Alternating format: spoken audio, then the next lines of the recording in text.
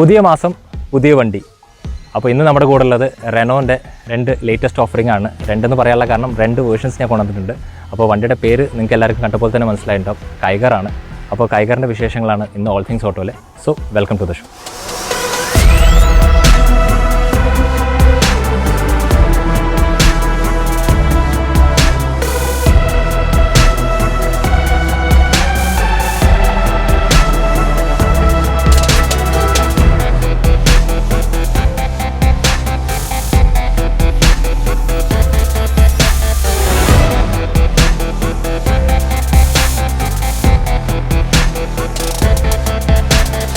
അപ്പോൾ നമ്മുടെ കൂടെയുള്ള കൈഗറിൻ്റെ രണ്ട് കളർ നമ്മൾ കണ്ടു. അപ്പോൾ രണ്ട് കളറിന് ഒരു പ്രത്യേകത ഉണ്ട്. ശരിക്കും ഞാൻ രണ്ട് ചൂസ് ചെയ്ത കാരണം വെച്ചാൽ ശരിക്കും 4 വേരിയൻറ്റിലാണ് വണ്ടി വരുന്നത്.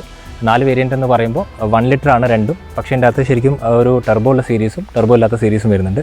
അതിൻ്റെ അകത്ത് തന്നെ രണ്ടും പിക്ക് ചെയ്യാനുള്ള കാരണം, ഒന്ന് ഞാൻ ചൂസ് ചെയ്തിട്ട് AMT വേർഷനാണ്. അപ്പോൾ ഈ മഹാഗനി കളറിൽ കാണുന്ന വണ്ടിയാണ് AMT വേർഷൻ. AMT വേർഷനായിരിക്കും ഏറ്റവും കൂടുതൽ ആൾക്കാർ പ്രിഫർ ചെയ്യുക. കാരണം എന്താ വെച്ചാൽ നമ്മൾ ശരിക്കും പറഞ്ഞ ഒരു ഹാച്ചിന് അപ്ഗ്രേഡ് ചെയ്യുമ്പോൾ എനിക്ക് തോന്നുന്നു ആൾക്കാർക്ക് കുറച്ചുകൂടി അഫോർഡബിൾ ആയിട്ടുള്ള സംഭവം ഇതായിരിക്കും. അതുപോലെ ഈ ബ്ലൂ കളർ കാണുന്ന വണ്ടി ശരിക്കും പറഞ്ഞു കഴിഞ്ഞാൽ ഇത് ശരിക്കും ടർബോ സീരീസാണ്. ടർബോ സീരീസിൽ ശരിക്കും 2 ഓപ്ഷനിൽ വണ്ടി വരുന്നുണ്ട്. ഒന്ന് CVT ഓട്ടോയിൽ വരുന്നുണ്ട്, ഒന്ന് മാനുവലിൽ വരുന്നുണ്ട്. പക്ഷേ എനിക്ക് ഏറ്റവും ഇഷ്ടപ്പെട്ടതെന്ന് പറഞ്ഞു വെച്ചാൽ വണ്ടി ഓടിക്കുമ്പോൾ ശരിക്കും ടർബോ സീരീസ് ഓടിക്കുമ്പോൾ മാനുവൽ ഓടിക്കുമ്പോഴായിരിക്കും കുറച്ചുകൂടി നമുക്ക് ഫീൽ കിട്ടുക. CVTയിലേക്ക് പോകുമ്പോൾ CVT നല്ലൊരു ഗിയർ ബോക്സ് ആണെങ്കിൽ പോലും നമുക്ക് അതിൻ്റെ അകത്ത് ചെറിയൊരു ലാഗ്, അതായത് ശരിക്കും ഒരു റബ്ബർ ബാൻഡ് ലാഗ് ഫീൽ ചെയ്യും. അതുകൊണ്ടാണ് നമ്മൾ ഈ 2 വേർഷൻസ് കൊണ്ടുവന്നിട്ടുള്ളത്. അപ്പോൾ നമുക്ക് വണ്ടിയുടെ ഡീറ്റെയിൽ ആയിട്ട് നോക്കാം. അപ്പോൾ ആദ്യം തന്നെ നമുക്ക് ഫ്രണ്ട് ഫേഷ്യൽ തുടങ്ങാം.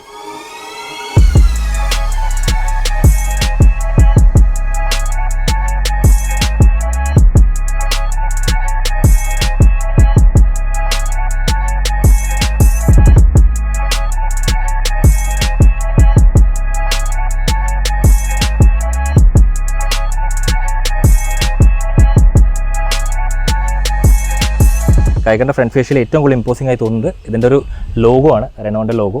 അതുപോലെ തന്നെ ലോഗോൻ്റെ സൈഡിൽ തന്നെ നമുക്ക് നല്ല ക്രോം ഫിനിഷിൽ നന്നായിട്ട് റേഡിയേറ്റർ ഗ്രില്ല് ഫിനിഷ് ചെയ്ത് കാണാൻ പറ്റും. നല്ല ഒരു പ്രീമിയം ലുക്ക് തന്നെയാണ്. പിന്നെ ഏറ്റവും കൂടുതൽ അട്രാക്റ്റീവായി തോന്നിയത് ബോണറ്റിനകത്ത് വന്നിട്ടുള്ള ഈ ഡിപ്പായിട്ടുള്ളൊരു ക്രീസ് ലൈൻസ് ആണ്. ഈ ക്രീസ് ലൈൻസ് ശരിക്കും എനിക്ക് തോന്നുന്നു വണ്ടിയുടെ എയറോഡൈനാമിക് ഷേപ്പിന് വേണ്ടിയിട്ടാണ് ചെയ്തിട്ടുള്ളത്. അതുമാത്രമല്ല കാണുമ്പോൾ നല്ല ബുച്ചിയായിട്ടുള്ള ലുക്കും തരുന്നുണ്ട്. പിന്നെ ഫ്രണ്ടിൽ ഏറ്റവും കൂടുതൽ അട്രാക്റ്റീവായി തോന്നുന്നത് ഇതിൻ്റെ ഹെഡ് ലാംപ്സ് ആണ്. ഹെഡ് ലാംപ്സ് ശരിക്കും ട്രൈ ബീം ബോൾട്ട് ടൈപ്പാണ്. അപ്പോൾ ട്രൈ ബീം എന്ന് പറയുമ്പോൾ 3 ബീമാണ് ഇതിനുള്ളത്. അതുപോലെ അതിനകത്ത് പ്യൂർ വിഷൻ എന്നൊരു ബാഡ്ജിങ് കൂടിയുണ്ട്. ഈ വണ്ടിയെക്കാട്ടിലും കുറച്ചും കൂടി ഒരു പ്രീമിയം വണ്ടിക്ക് വരുന്ന ഒരു ഹെഡ് ലാംപ്സ് പോലെ എനിക്കിത് ഫീൽ ചെയ്യുന്നുണ്ട്. അതാണ് എൻ്റെ ഏറ്റവും വലിയ പ്രത്യേകത. താഴെ ബമ്പറിൻ്റെ സെക്കൻഡ് പാർട്ട് നോക്കുമ്പോൾ നമുക്ക് ബ്ലാക്കിലാണ് ഫിനിഷ് ചെയ്തിട്ടുള്ളത്. അപ്പോൾ ഏത് വണ്ടിയുടെ കളറാണെങ്കിലും ഇത് ബ്ലാക്ക് ആയിരിക്കും. അപ്പോൾ ശരിക്കും നല്ലൊരു കോൺട്രാസ്റ്റ് ആയിട്ട് നമുക്ക് ഫീൽ ചെയ്യുന്നുണ്ട്. അപ്പോൾ ഇതൊക്കെയാണ് ശരിക്കും കൈഗറിൻ്റെ ഫ്രണ്ടിനെ കുറിച്ച് പറയാനുള്ളത്. നല്ല ഇമ്പോസിംഗ് ആയിട്ടുള്ളൊരു ഫ്രണ്ടാണ്. അതുപോലെ തന്നെ നമുക്കിനി സൈഡിലേക്ക് നോക്കാം. സൈഡിലേക്ക് നോക്കുമ്പോൾ നമ്മൾ ഏറ്റവും കൂടുതൽ അട്രാക്ട് ചെയ്യുന്നത് ഇതിൻ്റെ അലോയ് വീൽസാണ്. അപ്പോൾ ഇപ്പോൾ വരുന്ന എല്ലാ വണ്ടികളെ പോലെ ഡയമണ്ട് കട്ട് ഓഫ് അലോയ്സ് ആണ്. R16 ആണ് ഇതിൻ്റെ റേഡിയസ് വരുന്നത്. അതുപോലെ മുകളിൽ നോക്കുകയാണെങ്കിൽ നമുക്കൊരു വീൽ ക്ലാഡിങ് കാണാൻ പറ്റും. നല്ല വീതിക്കാണ് ഫിനിഷ് ചെയ്തത്. അപ്പോൾ ഈ വീതിയിൽ ഫിനിഷ് ചെയ്യുമ്പോഴുള്ള ഗുണം എന്താ വെച്ചാൽ നമുക്ക് കുറച്ചുകൂടി സ്പോർട്ടി ലുക്ക് തരും. അതുപോലെ RXZ എന്നൊരു ബാഡ്ജിങ് ഉണ്ട്. ഈ RXZ എന്ന് ഉദ്ദേശിക്കുന്നത് ഫുൾ ഓപ്ഷനാണ്. അപ്പോൾ അത് നല്ല രീതിക്ക് ഇൻകോപ്പറേറ്റ് ചെയ്തിട്ടുണ്ട്. അപ്പോൾ ഇതൊക്കെയാണ് ഫ്രണ്ടിൻ്റെ സൈഡിലേക്ക് നോക്കാം. ഇനി നമുക്ക് സൈഡിലേക്ക് കയറി വരുമ്പോൾ കാണാനുള്ള ഏറ്റവും രസകരമായിട്ടുള്ള കാര്യം എന്ന് വെച്ചാൽ ഇതിൻ്റെ അകത്ത് വരുന്ന ORVMസിൻ്റെ അകത്ത് ഇൻഡിക്കേറ്റേഴ്സ് എനേബിൾഡ് ആണ്. അപ്പോൾ ബ്ലാക്കിലാണ് ORVMs ഫിനിഷ് ചെയ്തിട്ടുള്ളത്. അപ്പോൾ നല്ലൊരു കോൺട്രാസ്റ്റ് തരുന്നുണ്ട്. അതുപോലെ സൈഡിൽ നോക്കുമ്പോൾ ഇതിൻ്റെ റൂഫ് റെയിൽസ് ആണ്. റൂഫ് റെയിൽസ് ഭംഗിക്ക് മാത്രമല്ല ഇതിൻ്റെ അകത്ത് ഒരു 50 kgs വരെ നമുക്ക് വെയിറ്റ് ലോഡ് ചെയ്യാൻ പറ്റും. അപ്പോൾ അതിൻ്റെ ഒരു എന്താ പറയുക, ശരിക്കും പറഞ്ഞാൽ ഉപയോഗിക്കാൻ പറ്റുന്ന ഒരു റൂഫ് റെയിൽസ് ആണ് ശരിക്കും കൈഗറിൻ്റെ അകത്തുള്ളത്. ബാക്കി സൈഡിലേക്ക് നോക്കുമ്പോൾ വലിയ ഫ്ലാംബോയിങ് ആയിട്ടുള്ളൊരു ഡിസൈൻ ആസ്പെക്റ്റ് ഒന്നുമില്ല.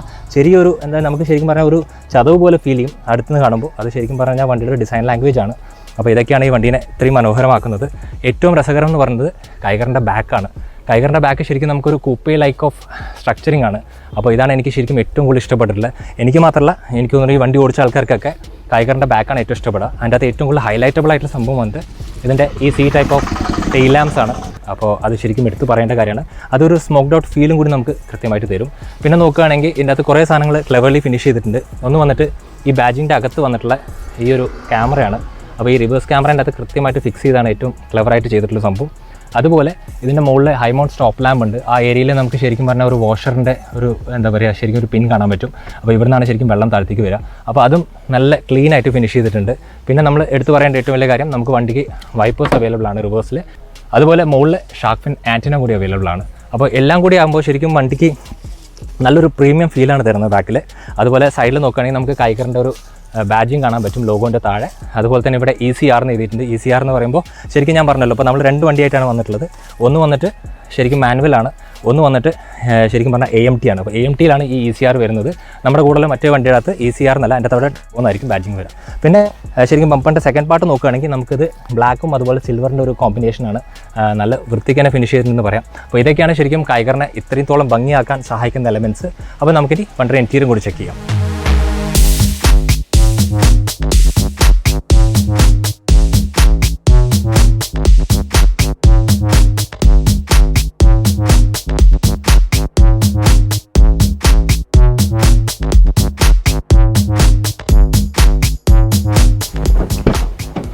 കൈഗറിൻ്റെ ഇൻറ്റീരിയർ ചെക്ക് ചെയ്യുന്നതിന് മുമ്പ് നമുക്ക് ഡോറിൻ്റെ ക്വാളിറ്റി നോക്കാം ആദ്യം തന്നെ. അപ്പോൾ നമുക്ക് ശരിക്കും പറഞ്ഞാൽ ഡോറിന് ശരിക്കും പറഞ്ഞാൽ നല്ലൊരു തഡ്നെസ് ഉണ്ട്, നല്ലൊരു എന്താ പറയുക ഒരു വെയിറ്റ് ഉണ്ട്. പക്ഷേ എവിടെ പ്രശ്നം വന്നിട്ടുള്ള വെച്ചാൽ ഹാൻഡിലാണ്. അപ്പോൾ ഹാൻഡിൽ കുറച്ച് ലൈറ്റ് ആയതുകൊണ്ട് നമുക്ക് ചിലപ്പോൾ ഡോർ തുറക്കുമ്പോൾ ആ ഒരു തഡ്നെസ് ഫീൽ ചെയ്യില്ല. അത് മാത്രമേ ഡോർ തുറക്കുമ്പോൾ എനിക്ക് തോന്നിയത്.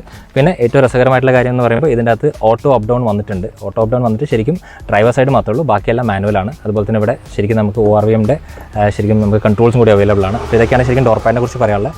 ഡോർ പാഡിൽ ഇതിൻ്റെ അകത്ത് ശരിക്കും ഒരു ഗ്രേഷ് എലമെൻറ്റ് കൊടുത്തിട്ടുണ്ട്. അത് ശരിക്കും ഈ വണ്ടീനെ കുറച്ചുകൂടി പ്രീമിയം ആക്കാൻ സഹായിക്കുന്നുണ്ട്.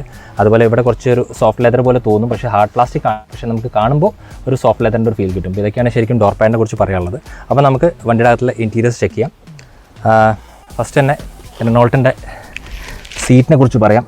കാരണം ശരിക്കും സീറ്റ് നമ്മളെ നല്ല രീതിക്ക് സപ്പോർട്ട് ചെയ്യുന്ന സീറ്റാണ്. അപ്പോൾ ശരിക്കും ഈ വണ്ടി സബ് 4 മീറ്റർ ആണെങ്കിൽ പോലും നമുക്ക് സീറ്റിൻ്റെ വിഡ്ത്തിലോ അതുപോലെ അണ്ടർ തൈ സപ്പോർട്ടിലോ എവിടെ ഒരു കുറവ് ഫീൽ ചെയ്യുന്നില്ല. അതുപോലെ ഇൻറ്റീരിയറിലേക്ക് വരുമ്പോൾ നമ്മളിതിന് മുമ്പ് മാഗ്നൈറ്റ് ഓടിച്ചതാണ്, മാഗ്നൈറ്റ് റിവ്യൂ ചെയ്തിട്ടുണ്ട്. പക്ഷേ ഇതിൻ്റെ ഇൻറ്റീരിയേഴ്സ് കുറച്ചും കൂടി പ്രീമിയമായി നമുക്ക് തോന്നും. കുറച്ച് ബിറ്റ് ആൻഡ് എലമെൻറ്റ്സ് നമുക്ക് മാഗ്നൈറ്റിന് ഇവർ കൊണ്ടുവന്നിട്ടുണ്ടെങ്കിൽ പോലും പെട്ടെന്ന് നമുക്ക് അങ്ങനെ ഒരു മാഗ്നൈറ്റ് ആണ് അല്ലെങ്കിൽ മാഗ്നൈറ്റിൻ്റെ ഒരു കസിൻ ആണെന്നൊന്നും ഫീൽ ചെയ്യില്ല. അപ്പോൾ അതിൻ്റെ ഏറ്റവും രസകരമായിട്ടുള്ള കാര്യം എന്ന് പറയുന്നത് മാഗ്നൈറ്റിൻ്റെ ആയിട്ടുള്ള കുറച്ച് സാധനങ്ങളുണ്ട്. അത് ശരിക്കും പറഞ്ഞാൽ ഇവിടെ ഈ ഒരു കൺട്രോൾസ് ഉണ്ട്, ഒരു ഹസാർഡ് ലൈറ്റിൻ്റെയും അതുപോലെ ലോക്കിൻ്റെ ഒക്കെ. ഇത് ശരിക്കും മാഗ്നൈറ്റിന് കടം കൊണ്ടാണ്. അതുപോലെ താഴത്ത് AC കൺട്രോൾസ് ഉണ്ട്. ശരിക്കും നല്ല പ്രീമിയമാണ്. ഈ സാധനം മാഗ്നൈറ്റിലുണ്ടായിരുന്നു. ബാക്കി എല്ലാ ചേഞ്ചസും എനിക്ക് തോന്നുന്നു കൈഗറിൻ്റെ മാത്രമായിട്ടുള്ള ചേഞ്ചസാണ്. അപ്പോൾ നമുക്കിനി ഡീറ്റെയിൽ ആയിട്ട് നോക്കാം. ഫസ്റ്റ് തന്നെ നമുക്ക് ഏറ്റവും ഇഷ്ടപ്പെടുന്നത് ഇതിൻ്റെ സ്റ്റിയറിംഗ് ആണ്. സ്റ്റിയറിംഗ് ശരിക്കും ഭയങ്കര ചെറുതാണ്. ശരിക്കും പറഞ്ഞാൽ കുറച്ചും കൂടി വലുപ്പമാവാൻ തോന്നും. നമ്മൾ വണ്ടി ഓടിക്കുമ്പോഴായിരിക്കും മനസ്സിലാക്കുക ഇത് ഭയങ്കര ചെറുതാണെന്നുള്ളത്. അപ്പോൾ അതിൻ്റെ അകത്ത് തന്നെ നമുക്ക് ലെഫ്റ്റ് സൈഡിലെ വോള്യൂമും അതുപോലെ ബ്ലൂടൂത്ത് ടെലിഫോണിയും സോഴ്സസിൻ്റെ കൺട്രോളും, റൈറ്റ് സൈഡിൽ നമുക്ക് ഡിസ്പ്ലേൻ്റെ കൺട്രോൾസും, അങ്ങനെ 2 സാധനങ്ങളാണ് ഇവിടെ ഉള്ളത്. നടുവിൽ റെനോൾട്ടിൻ്റെ ഒരു ലോഗോ ഉണ്ട്. ലെതർ റാപ്ഡ് ആണ് സ്റ്റിയറിംഗ്. അതിൻ്റെ മുകളിലെ ഭാഗത്ത് സ്റ്റിച്ചിങ്സും കൊടുത്തിട്ടുണ്ട്. അപ്പോൾ ശരിക്കും നല്ല ഭംഗിയുള്ള ഒരു സ്റ്റിയറിംഗ് ആണ്. അതുപോലെ തന്നെ നമുക്ക് നോക്കുകയാണെങ്കിൽ അതിൻ്റെ ഡിസ്പ്ലേ നോക്കുമ്പോൾ ഡിസ്പ്ലേ ശരിക്കും ഭയങ്കര ക്യാച്ച് ആയിട്ടുള്ള ഡിസ്പ്ലേ ആണ്. അപ്പോൾ നമ്മൾ ഇതിൻ്റെ അകത്തുള്ള ഒരു ഗ്രാഫിക്സ് ആണ് എനിക്ക് കുറച്ചും കൂടി നല്ല ഭംഗിയായിട്ട് തോന്നുന്നത്. ലെഫ്റ്റ് സൈഡും റൈറ്റ് സൈഡും ലൈക്ക് ഇതിൻ്റെ അകത്ത് ഈ പറഞ്ഞ ടാക്കോമീറ്റർ മുതൽ സ്പീഡ് ഓഫ് മീറ്റർ ആണെങ്കിലും അതുപോലെ ടെമ്പറേച്ചറും അതുപോലെ ഫ്യൂവലിൻ്റെ എല്ലാ സംഭവങ്ങളും ഡിജിറ്റലായിട്ടുണ്ട്. അപ്പോൾ ഒരു കുറച്ചും കൂടി ഒരു ക്ലാസ് അപ്പാർട്ടായിട്ട് നമുക്ക് ഫീൽ ചെയ്യും. റെസൊല്യൂഷൻസ് നല്ലതാണ്. അപ്പോൾ ഇത് ബാക്കിയുള്ള കാര്യങ്ങൾ നമ്മൾ ഡ്രൈവ് ചെയ്യുമ്പോൾ നോക്കാം. പിന്നെ നമുക്ക് നോക്കാനുള്ള ഡാഷിനെ കുറിച്ചാണ്. ഡാഷ് ശരിക്കും കംപ്ലീറ്റ്ലി ഒരു ഹാർഡ് പ്ലാസ്റ്റിക് ആണെങ്കിൽ പോലും ടോണിൽ വ്യത്യാസം വരുത്തിയിട്ടുണ്ട്. അതായത് മുകളിൽ നോക്കുമ്പോൾ നമുക്ക് കുറച്ച് ബ്ലാക്കിൻ്റെ അകത്ത് തന്നെ ഡാർക്ക് ബ്ലാക്ക് ആണ്. അതുപോലെ ഇതിൻ്റെ ഇടയ്ക്ക് വെച്ചിട്ട് നമുക്കൊരു ശരിക്കും പറഞ്ഞാൽ ഗ്രേയിഷ് ആയിട്ടുള്ള ഒരു സ്ട്രിപ്പ് പോകുന്നുണ്ട്. അത് ഈ വണ്ടീനെ കുറച്ചുകൂടി പ്രീമിയം ആക്കും. താഴത്തേക്ക് നോക്കുമ്പോൾ അതേ ഒരു ബ്ലാക്കിൻ്റെ കളർ തന്നെയാണ് താഴത്തെ ഗ്ലോ ബോക്സിന് വന്നിട്ടുള്ളത്. അതുപോലെ ഇതിൻ്റെ അകത്ത് മാഗ്നൈറ്റിൻ്റെ വന്നിട്ട് ശരിക്കും ഒരു എന്താ പറയുക ഒരു Lamborghini type of AC vents ആയിരുന്നു. പക്ഷേ ഇതിൻ്റെ അകത്ത് നോർമൽ ടൈപ്പ് ഓഫ് AC വെൻസാണ്. അപ്പോൾ ഇതാണ് കുറച്ചും കൂടി നമുക്ക് ഈ വണ്ടിക്ക് സൂട്ട് ചെയ്യുക. മറ്റേ നമ്മൾ ഏച്ച് കെട്ടിയ പോലത്തെ ഒരു ഫീൽ ആയിരിക്കും. അപ്പോൾ അത് നല്ല രീതിക്ക് ഫിനിഷ് ചെയ്യാൻ സാധിച്ചിട്ടുണ്ട്. അതുപോലെ ഇൻഫോർടൈൻമെൻറ്റ് സ്ക്രീൻ നോക്കുകയാണെങ്കിൽ നമുക്ക് ഇതിൻ്റെ അകത്ത് വരുന്നത് ഒരു 8 ഇഞ്ച് ഓഫ് ഒരു ടാബ്ലറ്റ് ടൈപ്പ് ഓഫ് സ്ക്രീനാണ്. റെസൊല്യൂഷൻ മോശമല്ല, വേറൊരു ക്ലാസ് ലീഡിംഗ് എന്ന് എനിക്ക് പറയാൻ പറ്റില്ല, പക്ഷേ മോശമല്ലാത്ത റെസൊല്യൂഷനാണ്. അപ്പോൾ നമുക്കിതിൻ്റെ പേപ്പർ അങ്ങോട്ട് കയറിക്കളയാം. പിന്നെ ഉള്ളത് ഇതിൻ്റെ അകത്ത് ശരിക്കും പറഞ്ഞാൽ ഈ സെൻട്രൽ കൺസോളിനെ കുറിച്ച് പറയണം. സെൻട്രൽ കൺസോൾ എന്ന് പറയുന്നത് ശരിക്കും ഈ വണ്ടീനെക്കാട്ടിലും കുറച്ചും കൂടി പ്രീമിയം ആയിട്ടുള്ള വണ്ടിക്ക് കിട്ടുന്ന ഒരു സെൻട്രൽ കൺസോളാണ്. കാരണം ഈ ഒരു ഏരിയ നോർമലി ഇത്രത്തോളം വീതി വണ്ടികൾ ഉണ്ടാവാറില്ല. ഈ ഒരു സൈഡിലേക്ക് ഈ കാണുന്ന വീതി മാത്രമേ ഉണ്ടാവാറുള്ളൂ. പക്ഷേ ഇതിൻ്റെ അകത്ത് നല്ല രീതിക്ക് പ്ലേസ് ചെയ്തിട്ടുണ്ട്. അതുപോലെ തന്നെ നമുക്ക് ഗിയറിൻ്റെ നോബിലാണെങ്കിലും ലെതറിൻ്റെ ഒരു യൂസേജ് വന്നിട്ടുണ്ട്. സൈഡിൽ നോക്കുകയാണെങ്കിൽ നമുക്ക് ഡ്രൈവ് മോഡ്സ് അവൈലബിൾ ആണ്. Eeco sports and drive modes available ആണ്. ഇത് ശരിക്കും ഇതിൻ്റെ അകത്ത് മാത്രമേ ഉള്ളൂ. ഇതിൻ്റെ നിസാൻ വേർഷനിലേക്ക് പോകുമ്പോൾ നമുക്കിതൊന്നും അവൈലബിൾ അല്ല. ഇതിൻ്റെ അകത്ത് USB ഉണ്ടെങ്കിൽ പോലും നമുക്കിതിനെ വയർലെസ്ലി ആൻഡ്രോയിഡ് ഓട്ടോവും അതുപോലെ ആപ്പിൾ കാർപ്ലേയിലും കണക്ട് ചെയ്യാം. അപ്പോൾ ശരിക്കും ഇവിടെ ഒരു മെസ് ഔട്ട് ഒഴിവാക്കാം. കാരണം അല്ലെങ്കിൽ വണ്ടിയുടെ അകത്ത് നമുക്ക് അറിയാൻ പറ്റും ഫുൾ ഓഫ് വയറായിരിക്കും. അപ്പോൾ ആ സംഭവം ഒന്നും ഇതിനകത്ത് ഉണ്ടാവില്ല. പിന്നെ എടുത്ത് പറയേണ്ട കാര്യം ഇതിൻ്റെ ഗ്ലോ ബോക്സ് ആണ്. ഗ്ലോ ബോക്സ് ശരിക്കും 2 കമ്പാർട്ട്മെൻറ്റാണ്. ഇത് ശരിക്കും മുകളിലത്തെ കമ്പാർട്ട്മെൻറ്റാണ്. കുറച്ച് ബിറ്റ് പേപ്പേഴ്സാണ്. വല്ല ഡെപ്ത് ഉണ്ടോയെന്ന് ചോദിച്ചാൽ ഡെപ്ത് ഇല്ല, പക്ഷേ അത്യാവശ്യം ഇങ്ങനത്തെ പേപ്പറും അങ്ങനത്തെ കാര്യങ്ങളൊക്കെ നമുക്ക് വെക്കാൻ പറ്റും. അപ്പോൾ താഴത്തെ ഗ്ലോ ബോക്സ് കുറച്ച് വലിയ ഗ്ലോ ബോക്സാണ്. അതിൻ്റെ സ്പെഷ്യൽ സാധനങ്ങളൊക്കെ നമുക്ക് നമുക്ക് കയറ്റി വയ്ക്കാൻ പറ്റും. ഏറ്റവും രസകരമായിട്ടുള്ള കാര്യം എന്ന് പറഞ്ഞിട്ട് ഇത് കുറച്ചും കൂടി പ്രീമിയം ആയിട്ടുള്ളൊരു ഇതായിട്ട് ഫീൽ ചെയ്തു എനിക്ക്. ഈ ജാഗ്വാറിലെ വണ്ടികളിലൊക്കെ പോലെ തന്നെ നമുക്കത് മൂവ് ചെയ്യാൻ പറ്റുന്നത്. അതുപോലെ ഇതിൻ്റെ ഡെപ്ത് എന്ന് പറയുമ്പോൾ ശരിക്കും വലിയ ഡെപ്താണ്. ഒരു 1 ലിറ്ററിൻ്റെ ബോട്ടിലൊക്കെ സുഖമായിട്ട് അത് കൊള്ളും. അപ്പോൾ ശരിക്കും നന്നായിട്ട് ഇത് ഫിനിഷ് ചെയ്തിട്ടുണ്ട്. അതുപോലെ ഇവിടെ പാർക്കിംഗ് ബ്രേക്കാണ്. അപ്പോൾ ഇത്രയും നല്ല നല്ല കാര്യങ്ങൾ പറഞ്ഞെങ്കിലും ഇതിൻ്റെ അകത്ത് IRVMs വന്നിട്ട് മാനുവലാണ്. അതുപോലെ ഇതിൻ്റെ ക്വാളിറ്റി കുറച്ചുകൂടി നന്നാവാമായിരുന്ന ഒരു ഫീൽ ഉണ്ട്. അതുപോലെ മുകളിൽ ലൈറ്റും വന്നിട്ട് എന്താ പറയുക, ഈ ഒരു വണ്ടിക്ക് ഇത്രയും ഒരു ഫീച്ചേഴ്സുള്ള വണ്ടിയുടെ അകത്ത് ലൈറ്റ് ചെറിയൊരു ക്വാളിറ്റി കുറവ് പോലെ നമുക്ക് ഫീൽ ചെയ്യും. കൈഗറിൻ്റെ സെക്കൻഡ് റോലാണുള്ളത്. അപ്പോൾ സെക്കൻഡ് റോ എന്ന് പറയുമ്പോൾ ശരിക്കും പറഞ്ഞാൽ ഏറ്റവും നമ്മളെ ഞെട്ടിക്കുന്നൊരു സംഭവമാണ് ഇതിൻ്റെ സെക്കൻഡ് റോ. ഇവർ മൊത്തത്തിൽ ഇത്രയും സ്ഥലം എങ്ങനെ ഉണ്ടാക്കി എന്നുള്ള കാര്യം ശരിക്കും ഒരു അത്ഭുതമായിട്ട് എനിക്ക് ഫീൽ ചെയ്യാറുണ്ട്. കാരണം അത് സബ് 4 മീറ്ററുള്ള വണ്ടിയാണ്. അതുപോലെ കോമ്പറ്റേറ്ററൊക്കെ വെച്ച് നോക്കുമ്പോൾ വീതിയിൽ നല്ല കുറവുണ്ട്. എന്നാലും ഇഷ്ടം പോലെ സ്ഥലം ഉണ്ടാക്കാൻ പറ്റിയിട്ടുണ്ട്. അതിൻ്റെ ഏറ്റവും രസകരമായിട്ടുള്ള കാര്യം നമ്മളിരിക്കുമ്പോൾ ഞാനൊരു 6 ഫീറ്റ് ഉള്ള ഒരു മനുഷ്യനാണ്. അപ്പോൾ എനിക്കിരിക്കുമ്പോൾ ഫ്രണ്ടിൽ എൻ്റെ ഡ്രൈവിംഗ് പൊസിഷനിലാണ് ഇതുള്ളത്. എന്നിട്ടും എനിക്ക് എൻ്റെ അണ്ടർ തൈ സപ്പോർട്ടിലും അതുപോലെ ലെഗ് റൂമിലും കാല് മാക്സിമം ഫ്രണ്ടിലേക്ക് എടുത്ത് വെച്ചാൽ പോലും ഇഷ്ടംപോലെ സ്ഥലമുണ്ടെന്നുള്ള കാര്യം എടുത്ത് പറയണം. പിന്നെ അതുപോലെ നമുക്ക് കംഫർട്ട് ഫീച്ചേഴ്സ് ആയിട്ടുള്ള ബാക്കിൽ AC വെൻസ് അവൈലബിൾ ആണ്. വിത്ത് സ്പീഡ് നമുക്ക് അഡ്ജസ്റ്റ് ചെയ്യാൻ പറ്റും. താഴെ നമുക്ക് 12 വോൾട്ടിൻ്റെ ഒരു ചാർജർ അവൈലബിൾ ആണ്. അപ്പോൾ ഒരു അത്യാവശ്യം ഈ വണ്ടിക്ക് വേണ്ട എല്ലാ കാര്യങ്ങളും ഇതിൻ്റെ അകത്തുണ്ട്. അതുപോലെ ഡോർ പാഡിൻ്റെ കേസ് പറയുമ്പോൾ ഡോർ പാഡിൻ്റെ അകത്ത് ഫ്രണ്ടിൽ കണ്ടപോലെ തന്നെ നമുക്കൊരു ഗ്രേയിഷ് ഫീൽ തരുന്നുണ്ട്. അതുപോലെ ഒരു സോഫ്റ്റ് ലെതറിൻ്റെ ഒരു ഫീൽ തരുന്ന ഒരു ഹാർഡ് പ്ലാസ്റ്റിക്സും അവൈലബിൾ ആണ്. സ്പീക്കേഴ്സിൻ്റെ കേസ് പറയുകയാണെങ്കിൽ സ്പീക്കേഴ്സ് ശരിക്കും 4 സ്പീക്കേഴ്സും ട്വീറ്റേഴ്സും അവൈലബിൾ ആണ്. ആ ട്വീറ്റേഴ്സിൻ്റെ ഒരു ഇതാണ് ഇവിടെ കാണാനുള്ളത്. അതുപോലെ നമുക്ക് തുറക്കുമ്പോൾ ഈ ഭാഗത്ത് തുറക്കാവുന്ന ആ ഹാൻഡിലിൻ്റെ ഭാഗത്ത് കുറച്ചുകൂടി എന്താ പറയുക, കുറച്ചുകൂടി വണ്ടിക്ക് ഒരു ക്വാളിറ്റി പോലെ നമുക്ക് ഫീൽ ചെയ്യും. അല്ലാതെ ഭയങ്കര ലൂസ് അല്ല, നല്ലൊരു സ്ട്രോങ് ആയിട്ടുള്ള സംഭവം തന്നെയാണ്. അപ്പോൾ ഇവിടെ ശരിക്കും ഒരു ഗ്ലോസി ബ്ലാക്കിൻ്റെ ഒരു ഫിനിഷ് യൂസ് ചെയ്തിട്ടുണ്ട്. അപ്പോൾ ഇതൊക്കെയാണ് പറയേണ്ടത്. പിന്നെ എർഗോണോമിക്സിൻ്റെ കേസിൽ പറയുമ്പോൾ ചെറുതായിട്ട് എർഗോണോമിക്സിൽ വ്യത്യാസം വന്നിട്ടുണ്ട്. അതിൻ്റെ രസകരമായിട്ടുള്ള കാര്യം എന്താ സംഭവിച്ചാൽ നമ്മളിപ്പോൾ ഇരിക്കുകയാണ്. അപ്പോൾ നോർമലി നമുക്ക് ഇത് ഡോറിൻ്റെ ഈ ഒരു ശരിക്കും പറഞ്ഞാൽ ഈ ഹോൾ എന്ന് പറയുന്നത് ഇവിടെ വരുന്നത്. അപ്പോൾ നോർമലി എങ്ങനെ വെച്ചാൽ ഇവിടെയാണ് നമുക്ക് വേണ്ടത്. കാരണം നമുക്കൊരു സാധനം തുറക്കുമ്പോൾ ഇവിടെ ആയിരുന്നെങ്കിൽ കുറച്ചുകൂടി എളുപ്പമായിരുന്നു. പക്ഷേ ഇതിൻ്റെ ഇത്രയും ദൂരമാകുമ്പോൾ നമ്മുടെ കൈ ഇവിടെ ഇടിക്കുകയും ചെയ്യും. അപ്പോൾ എർഗോണോമിക്സിൻ്റെ കേസിൽ ഫ്രണ്ടിലാണെങ്കിലും ബാക്കിലാണെങ്കിലും ഒരു ചെറിയ ഇഷ്യൂസ് ഉണ്ടെന്നുള്ള കാര്യം പറയണം. അതുപോലെ ഇവിടെ നോക്കുമ്പോൾ നമുക്ക് ഒരു സെൻറ്റർ ആംറസ്റ്റ് അവൈലബിൾ ആണ്. ആംറസ്റ്റിന് കുറച്ചുകൂടി ക്വാളിറ്റി കൂടിയിട്ടുണ്ട് കമ്പയർ ടു ഒരു കോമ്പറ്റീറ്റർ വെച്ച് നോക്കുമ്പോൾ കുറച്ചുകൂടി സ്റ്റേബിൾ ആയിട്ടുണ്ട്. 2 കപ്പ് ഹോൾഡേഴ്സ് വെക്കാൻ പറ്റും. അതുപോലെ ഒരു ഫോൺ നമുക്ക് ചെരിച്ചിട്ട് വെക്കാൻ പറ്റും. അതുപോലെ തന്നെ താഴത്തെ ഫ്ലോറിൻ്റെ കാര്യം എന്തായാലും എടുത്ത് പറയണം. കംപ്ലീറ്റ്ലി ഫ്ലാറ്റ് ആണ്. അതുകൊണ്ട് മൂന്നാമത്തെ ഒരാൾ ഇരിക്കുമ്പോൾ, അപ്പോൾ ഞാൻ ഇരുന്ന് കാണിക്കാം, ഒരു മൂന്നാമത്തെ ആൾ ഇരിക്കുമ്പോൾ നമുക്ക് എവിടെയും ഒരു ഇഷ്യൂസ് വരില്ല. പക്ഷേ ഈ ബാക്കിലത്തെ സീറ്റിൻ്റെ ഈ ഒരു ഏരിയ ഉണ്ടല്ലോ, ഈ ഹാംറസ്റ്റ് വരുന്ന ഏരിയ, അത് കുറച്ച് തള്ളി നിൽക്കുന്നതുകൊണ്ട് നമുക്ക് ബാക്കിൽ ഒരു പ്രഷർ വരും. അപ്പോൾ അതാണ് ശരിക്കും എടുത്ത് പറയേണ്ട ഏറ്റവും വലിയ കാര്യം. സീറ്റിൻ്റെ കേസും പ്രത്യേകിച്ച് എടുത്ത് പറയണം. സീറ്റ്സിൻ്റെ ഈ കംഫർട്ട് രീതിക്കല്ലാതെ നല്ല സ്റ്റിച്ചിങ്സും അവൈലബിൾ ആണ്. നല്ലൊരു ഫാബ്രിക്കാണ് ഉപയോഗിച്ചിട്ടുള്ളത്. അപ്പോൾ അതിൻ്റെ കൂടെ തന്നെ നമുക്കിതിനകത്ത് ഐസോഫിക്സ് എനേബിൾഡ് ആയിട്ടുള്ളൊരു സീറ്റ്സ് ആണ്. അതുപോലെ 2 ശരിക്കും പറഞ്ഞാൽ ഹെഡ് റെസ്റ്റ് അവൈലബിൾ ആണ്. 3 ഇല്ല, 2 അവൈലബിൾ ആണ്. അപ്പോൾ മൊത്തത്തിൽ ശരിക്കും ഭയങ്കര കംഫർട്ടായിട്ടുള്ളൊരു പ്ലേസാണ് ഇരിക്കാനായിട്ട്. എൻ്റെ ഒരു പേഴ്സണൽ ചോയ്സ് എന്ന് പറയുന്നത് ഇത്രത്തോളം സംഭവങ്ങൾ തന്ന സ്ഥിതിക്ക് ഇതിൻ്റെ അകത്തൊരു സൺറൂഫും കൂടി ഒരു ആഡ് ഓൺ ഉണ്ടെങ്കിൽ ശരിക്കും കൈഗർ ഒരു കംപ്ലീറ്റ്ലി ഈ ഒരു കാറ്റഗറിയിൽ നല്ലൊരു പാക്കേജായി തോന്നിയത്. നമുക്കിനി ബൂട്ടും കൂടി ചെക്ക് ചെയ്യാം. അപ്പോൾ ബൂട്ട് ശരിക്കും ഇതിനകത്ത് നല്ലൊരു സ്പേഷ്യസ് ആയിട്ടുള്ളൊരു ബൂട്ടാണ്. അപ്പോൾ ബൂട്ടിൻ്റെ കാര്യത്തിൽ നല്ലൊരു വർക്കൗട്ടാണ് ശരിക്കും കൈഗർ ചെയ്തിട്ടുള്ളത്. നമുക്കിതിനകത്ത് 405 ലിറ്റേഴ്സ് ഓഫ് സ്പേസാണ് വരുന്നത്. പക്ഷേ ഇതിൻ്റെ അകത്ത് വരുന്ന വെച്ചാൽ ഈ ലോഡിംഗ് ലിപ്പിൻ്റെ കനം, അതായത് നമുക്ക് ശരിക്കും ഒരു നല്ലൊരു പിറ്റ് പോലെ ഫീൽ ചെയ്യും. നല്ല താഴ്ചയുണ്ട്. അപ്പോൾ നമുക്ക് കുറച്ച് സാധനങ്ങളൊക്കെ എടുത്ത് മുകളിൽ നിന്ന് എടുത്ത് താഴത്തേക്ക് വെക്കണമെങ്കിൽ കുറച്ച് ശ്രമപ്പെടേണ്ടി വരും. അതുപോലെ തന്നെ നമുക്ക് പ്രത്യേകിച്ച് എടുത്ത് പറയാനുള്ള 60-40 സ്പ്ലിറ്റ് ഞാൻ ആദ്യം തന്നെ പറഞ്ഞിട്ടുണ്ടായിരുന്നു. അതുപോലെ ടയറിൻ്റെ കേസ് നോക്കുകയാണെങ്കിൽ നമുക്കൊരു 15 ഇഞ്ചിൻ്റെയാണ് സ്പെയർ വീൽ വരുന്നത്. അത് അലോയ് അല്ല എന്നുള്ള കാര്യം എല്ലാവർക്കും അറിയാം. കാരണം ആ ഒരു കാറ്റഗറിയിൽ അലോയ് വരാറില്ല. അപ്പോൾ ഇതൊക്കെയാണ്. പിന്നെ ഒരു കാര്യം ഞാൻ നോട്ട് ചെയ്തതെന്ന് വെച്ചാൽ ഇതിപ്പോൾ നമ്മൾ ഇത്തിരി ഹൈറ്റ് ആയതിന് ശേഷം നമുക്കിത് താഴ്ത്ത് പിടിച്ച് വലിക്കണമെങ്കിൽ നമുക്കിവിടെ അങ്ങനെ ഒരു സംഭവമൊന്നുമില്ല. നമുക്ക് ഈ ബോഡി ഷെല്ല് തന്നെ പിടിച്ച് വലിക്കണം. അപ്പോൾ ഇതൊക്കെയാണ് ശരിക്കും കൈഗറിനെ കുറിച്ച്, ഇൻറ്റീരിയർ സ്പേസിനെ കുറിച്ച് പറയാനുള്ളത്. ഇനി രസകരമായിട്ടുള്ള കാര്യം ഡ്രൈവിംഗ് ആണ്. അപ്പോൾ ശരിക്കും പറഞ്ഞു കഴിഞ്ഞാൽ AMT വേർഷൻ ആയിരിക്കും ഏറ്റവും കൂടുതൽ ആൾക്കാർക്ക് പ്രിഫറൻസ് ചെയ്യുക. പിന്നെ അതുപോലെ ഡ്രൈവിംഗ് ഡൈനാമിക്സ് ഇഷ്ടപ്പെടുന്ന ആൾക്കാർ, അല്ലെങ്കിൽ കുറച്ചും കൂടി പെപ്പി ആയിട്ട് വണ്ടി ഓടിക്കാൻ പറ്റുന്ന ആൾക്കാർക്ക് ഈ പറഞ്ഞ ടർബോ സീരീസ് പോകാം. ടർബോ സീരീസിൽ ശരിക്കും CVTയും അവൈലബിൾ ആണ്. അതുപോലെ തന്നെ മാനുവൽ ആയിട്ടുള്ള ഗിയർ ബോക്സ് അവൈലബിൾ ആണ്. മാനുവൽ ഗിയർ ബോക്സിലായിരിക്കും ആ ഒരു ടർബോൻ്റെ മാക്സിമം പവറിൽ നമുക്ക് ഡ്രൈവ് ചെയ്യാൻ പറ്റുക, അല്ലെങ്കിൽ ആ ഒരു ശരിക്കും പറഞ്ഞാൽ ഫീൽ കിട്ടുക. അപ്പോൾ ഫസ്റ്റ് തന്നെ നമുക്ക് ഡ്രൈവിംഗിലേക്ക് പോകും.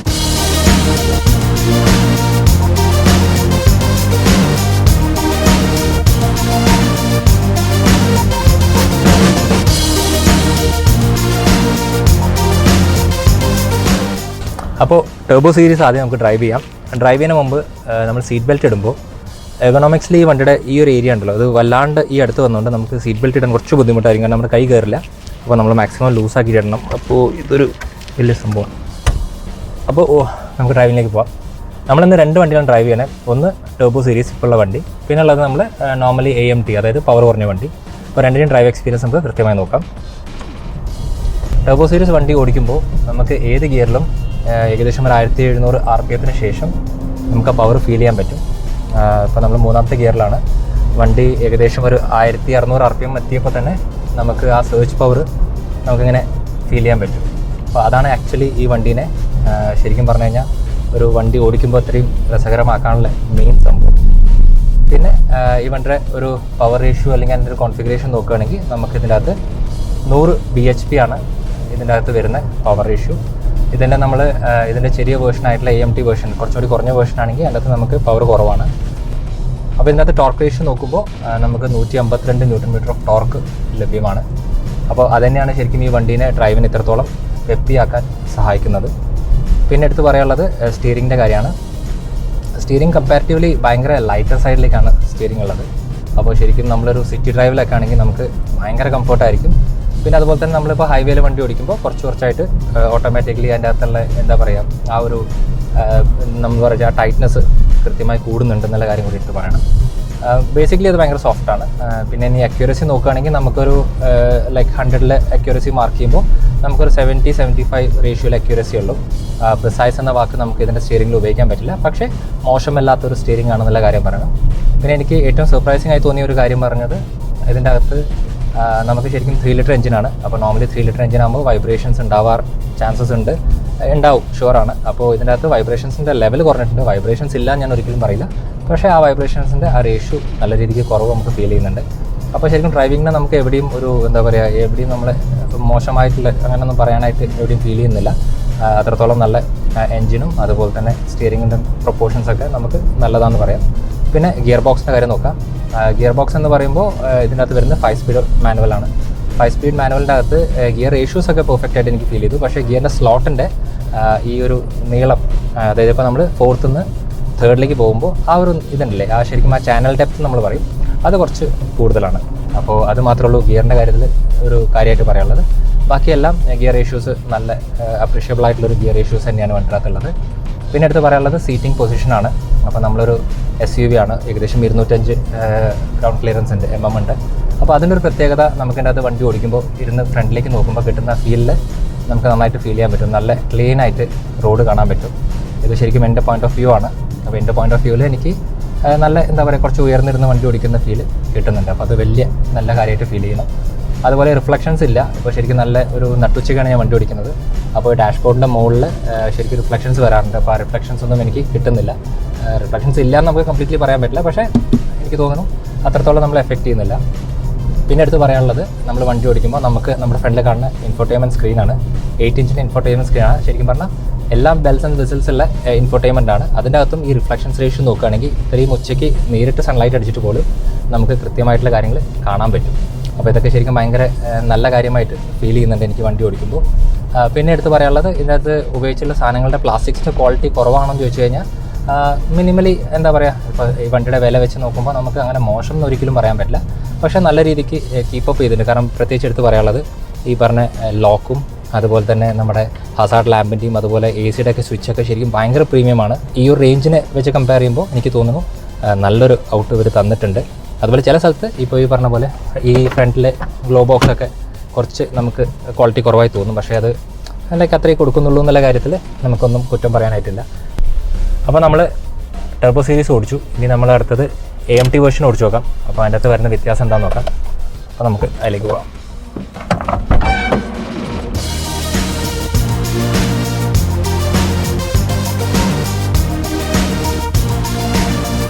അപ്പോൾ ഫസ്റ്റ് തന്നെ വരുന്ന വ്യത്യാസം നമ്മുടെ ഗിയർ നോബിലാണ്. അപ്പോൾ നമുക്ക് വണ്ടി സ്റ്റാർട്ട് ചെയ്ത് നോക്കാം.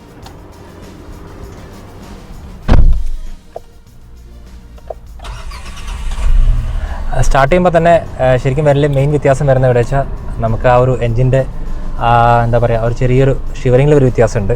മറ്റേ കുറച്ച് ഷിവറിങ് കുറവായിരുന്നു. ഇതിപ്പോൾ AMT വേർഷൻ ആയതുകൊണ്ടാണെന്ന് അറിയില്ല, ചെറിയൊരു ഷിവറിങ് ഉണ്ട്. അപ്പോൾ ഇത് മാത്രമുള്ള വലിയൊരു വ്യത്യാസം. പിന്നെ അതുപോലെ തന്നെ അകത്ത് നോക്കുമ്പോൾ നമുക്ക് ഗിയർ നോബിൽ വരുന്ന ഒരു വ്യത്യാസം മാത്രമേ ഉള്ളൂ. ബാക്കിയെല്ലാം കംപ്ലീറ്റ്ലി സെയിം ആണ്. അപ്പോൾ നമുക്കിനി ഈ വണ്ടി ഒന്ന് ഡ്രൈവ് ചെയ്ത് നോക്കാം. അപ്പോൾ AMT എല്ലാ വണ്ടിയിലും AMT ആണ്. അപ്പോൾ ശരിക്കും നമ്മൾ ടെർബോ ഓടിച്ചതിന് ശേഷം AMT ഓടിക്കുമ്പോൾ ആ ഒരു പവറിൻ്റെ ഒക്കെ ഫീൽ വ്യത്യാസം വരും. അത് ശരിക്കും AMTയുടെ മാത്രമല്ല, ഞാൻ പറഞ്ഞില്ല ഇതിൻ്റെ അകത്ത് ഉപയോഗിച്ചിട്ടുള്ള 1 ലിറ്റർ പെട്രോൾ ആണെങ്കിൽ പോലും അതിൻ്റെ അകത്തുള്ള BHPയുടെ കേസിലും അതുപോലെ ടോർക്കിൻ്റെ കേസിലും രണ്ടും വ്യത്യാസമുണ്ട്. അപ്പോൾ BHP എന്ന് പറയുന്നത് ഇതിൻ്റെ അകത്ത് 72 BHP ആണ്. ടോർക്ക് നോക്കുകയാണെങ്കിൽ നമുക്കൊരു 96 ന്യൂട്ടൺ മീറ്റർ ഓഫ് ടോർക്കാണ് അവൈലബിൾ. അപ്പോൾ അതിൻ്റെ ഒരു എന്താ പറയുക, ആ ഒരു കുറവ് നമുക്ക് ശരിക്കും വണ്ടി ഓടിക്കുമ്പോൾ തന്നെ ഫീൽ ചെയ്യാൻ പറ്റും. അപ്പോൾ എല്ലാ AMT പോലെയും നമുക്ക് കോമ്പറ്റീറ്ററൊക്കെ വെച്ച് നോക്കുമ്പോൾ ചില AMTകൾ ഭയങ്കര സ്ലാഗിഷാണ്, അല്ലെങ്കിൽ ഭയങ്കര ലാഗ് തരുന്ന ഒരു AMT ആണ്. പക്ഷേ ഇത് അത്രത്തോളം ലാഗ് തരുന്നില്ല. എന്നാലും ഒരു AMTക്ക് വരുന്ന എല്ലാ പ്രശ്നങ്ങളും ഇതിനുണ്ട്. അപ്പോൾ ശരിക്കും AMT ആർക്കാണെന്ന് പറഞ്ഞു കഴിഞ്ഞാൽ ഒരിക്കലും AMT ഒരു എന്തൂസിയാസ്റ്റ് ആയിട്ടുള്ള ഒരാൾ AMT എടുക്കില്ല. AMT നോർമലി കുറച്ചും കൂടി പ്രായമുള്ള ആൾക്കാർ, അല്ലെങ്കിൽ വീട്ടിലെ ലേഡീസിന്, അങ്ങനെയൊക്കെ ആൾക്കാർക്കാണ് നോർമലി പ്രിഫർ ചെയ്യുക. അല്ലെങ്കിൽ കൂളായിട്ട് വണ്ടി ഓടിക്കുക, അല്ലാതെ വല്ലാതെ എന്താ പറയുക, നമുക്കൊരു എന്താ പറയുക, ഒരു സെർച്ച് പവർ എടുക്കാതെ കൂളായിട്ട് വണ്ടി ഓടിക്കാൻ ആഗ്രഹിക്കുന്ന ആൾക്കാർക്കാണ് AMT പ്രിഫറബിൾ. അപ്പോൾ അങ്ങനത്തെ ആൾ എനിക്ക് തോന്നുന്നു വലിയ കംഫർട്ടബിൾ ആയിരിക്കും, വലിയ ഇഷ്യൂസൊന്നും ഉണ്ടാവാൻ വഴിയില്ല.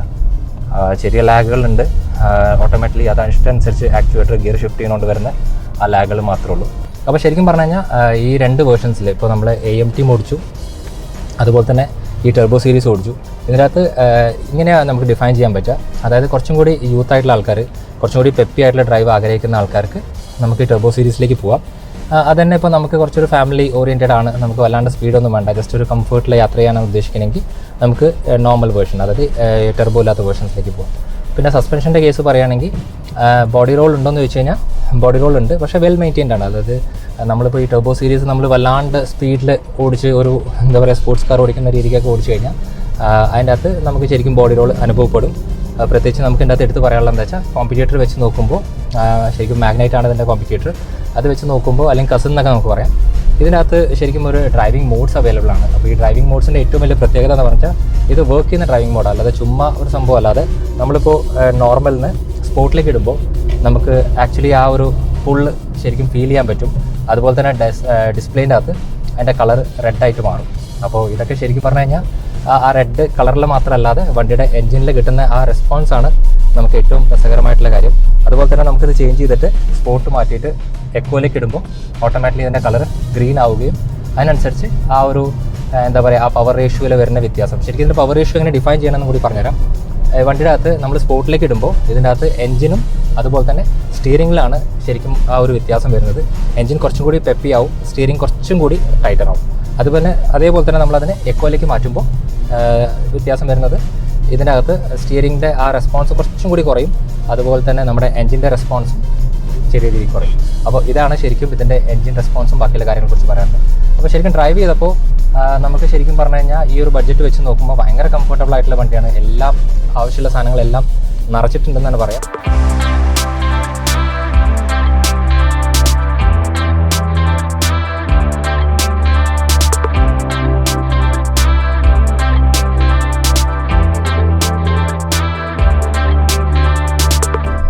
അപ്പോൾ നമ്മളെന്നുള്ളത് സൗണ്ട് ട്യൂണിങ് സെഗ്മെൻറ്റിലാണ്. നമ്മുടെ കൂടെയുള്ള വണ്ടി കൈഗറാണ്.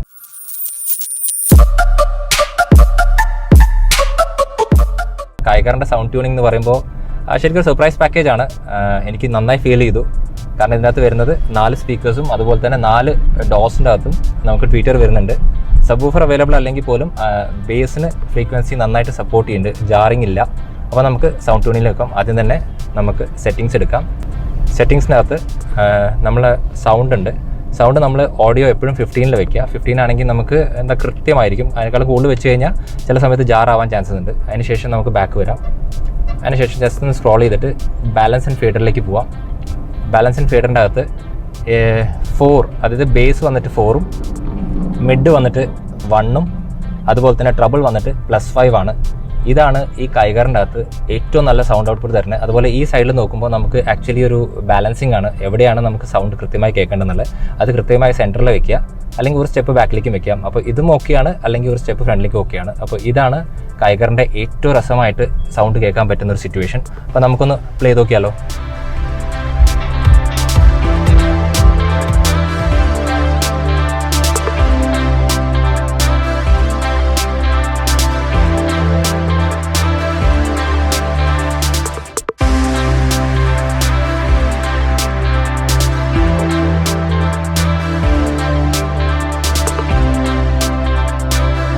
ഓൾ തിങ്സ് ഓട്ടോ വേർഡിക്ട് ടൈമാണ്. അപ്പോൾ 2 വേർഷൻസ് നമ്മൾ ഓടിച്ചു. ഒന്ന് വന്നിട്ട് AMT വേർഷനായിരുന്നു, മറ്റേത് വന്നിട്ട് ശരിക്കും പറഞ്ഞാൽ ടർബോ സീരീസ്. അപ്പോൾ എനിക്ക് ഓടിക്കാൻ എൻ്റെ സ്വഭാവം അനുസരിച്ച് ടർബോ സീരീസ് ആയിരുന്നു കുറച്ചും കൂടി പെപ്പിയായി തോന്നിയത്. പ്രത്യേകിച്ച് എൻ്റെ മാനുവൽ ഗിയർ ബോക്സ് ആയിരുന്നു എനിക്ക് കുറച്ചും കൂടി അട്രാക്റ്റീവായി തോന്നിയത്. AMT എന്ന് പറയുമ്പോൾ നോർമലി ഈ ഒരു കാറ്റഗറി ഏറ്റവും കൂടുതൽ ബൈ വരുന്നത് AMT വേർഷൻ ആയിരിക്കും, കാരണം ഫാമിലിക്ക് ഏറ്റവും കൂടുതൽ ഇഷ്ടപ്പെടുന്നത് AMT ആണ്. പക്ഷേ അതിനെക്കാട്ടിലും മുമ്പ് എനിക്ക് പറയാനുള്ള ഒരു കാര്യം എന്താ വെച്ചാൽ, ശരിക്കും ഈ കൈഗർ എന്ന് പറയുന്നത് റെനോ എവിടെയാണ് പ്ലേസ് ചെയ്യുന്നത് വെച്ചാൽ, പേപ്പറിൽ വരുമ്പോൾ അത് ശരിക്കും സബ് 4 മീറ്റർ കാറ്റഗറി അല്ലെങ്കിൽ സബ് 4 മീറ്റർ SUV കാറ്റഗറിയിലാണ് വരുന്നത്. പക്ഷേ ശരിക്കും പറഞ്ഞാൽ സബ് 4 മീറ്റർ കാറ്റഗറീൻ്റെ SUVയുടെ അത്രത്തോളം പൈസ വരുന്നില്ല. പക്ഷേ നമുക്ക് അതിൻ്റെ കംഫോർട്ടും ഫീച്ചേഴ്സും എല്ലാം തരുന്നുണ്ട്. പക്ഷേ പൈസ വെച്ച് നോക്കുമ്പോൾ നമുക്കൊരു ഹാച്ച് ബാക്കിൻ്റെ പൈസയേ വരുന്നുള്ളൂ. അപ്പോൾ ഇത് ശരിക്കും ആർക്കുള്ള വണ്ടിയാണെന്നുള്ള ഞാൻ എൻ്റെ പേഴ്സണൽ ചോയ്സ് എന്ന് പറയുമ്പോൾ, ഒരു ഹാച്ച് ബാക്ക് എടുക്കാനായിട്ട് നമ്മൾ ഷോറൂമിൽ പോകുന്ന ആൾക്കാർക്ക് അവർ ആഗ്രഹം എപ്പോഴും ഉണ്ടാവും ഒരു SUV വാങ്ങണം എന്നല്ല, പക്ഷേ അതിനനുസരിച്ച് ബഡ്ജറ്റ് നമുക്ക് ഉണ്ടാവില്ല.